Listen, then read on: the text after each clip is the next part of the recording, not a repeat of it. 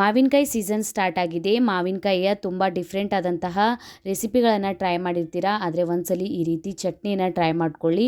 ಅನ್ನ ಸಾಂಬಾರ್ ಜೊತೆ ತಿನ್ಕೊಳ್ಬೋದು, ರೊಟ್ಟಿ ಚಪಾತಿ.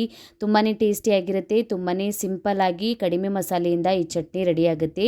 ಹಾಯ್ ನಮಸ್ಕಾರ ಎಲ್ಲರಿಗೂ, ವೆಲ್ಕಮ್ ಟು ಮೈ ಚಾನಲನ್ನು ಯಾರು ಹೊಸದಾಗಿ ನೋಡ್ತಾ ಇದ್ದೀರಾ ಪ್ಲೀಸ್ ಚಾನಲನ್ನು ಸಬ್ಸ್ಕ್ರೈಬ್ ಮಾಡ್ಕೊಳ್ಳಿ, ಬೆಲ್ ಐಕನನ್ನು ಪ್ರೆಸ್ ಮಾಡ್ಕೊಳ್ಳಿ. ಇಲ್ಲಿ ನಾನು ಒಂದು ಹಸಿ ಮಾವಿನಕಾಯಿನ ತೊಗೊಂಡಿದ್ದೀನಿ. ಈ ಥರ ಸರಿಯಾಗಿ ವಾಶ್ ಮಾಡ್ಕೊಂಡ್ಬಿಟ್ಟು ಕಟ್ ಮಾಡ್ಕೊಂಡಿದ್ದೀನಿ. ಈರುಳ್ಳಿಯನ್ನು ಕಟ್ ಮಾಡ್ಕೊಂಡಿದ್ದೀನಿ. ಮೀಡಿಯಮ್ ಸೈಜ್ 2 ಈರುಳ್ಳಿಯನ್ನು ಕಟ್ ಮಾಡ್ಕೊಳ್ಳಿ. ಈಗ ನಾನು ಈ ಚಟ್ನಿಯನ್ನು ಕುಟ್ಬಿಟ್ಟು ಮಾಡ್ತಾ ಇದ್ದೀನಿ. ನೀವು ಬೇಕಾದರೆ ಮಿಕ್ಸಿ ಜಾರಿಗೆ ಈ ಚಟ್ನಿಯನ್ನು ಹಾಕ್ಕೊಳ್ಬೋದು. ಆದರೆ ಈ ಥರ ಕುಟ್ಟಿ ಮಾಡೋದ್ರಿಂದ ಟೇಸ್ಟ್ ತುಂಬ ಸರಿಯಾಗಿ ಬರುತ್ತೆ. ರುಚಿಗೆ ತಕ್ಕಷ್ಟು ಉಪ್ಪನ್ನು ಹಾಕ್ಕೊಂಡ್ಬಿಟ್ಟು ಇದನ್ನು ನಾವು ಕುಟ್ಕೊಳ್ಬೇಕು.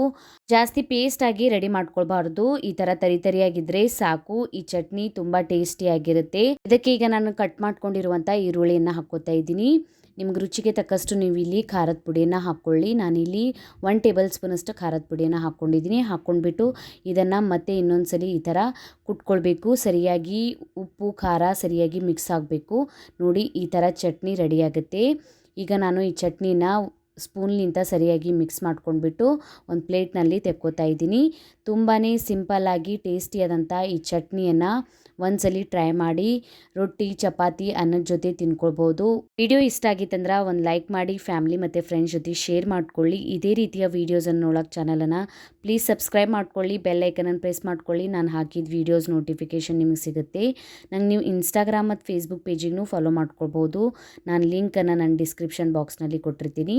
Thank you for watching.